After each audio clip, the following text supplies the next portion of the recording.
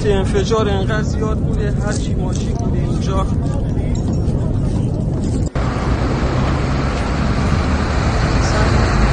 نمیدونم این اسکیل از کجاست. همه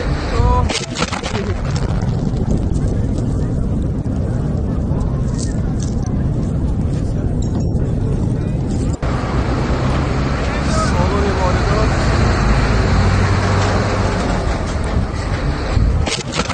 شدت انفجار انقدر زیاد بوده، هرچی ماشین بوده اینجا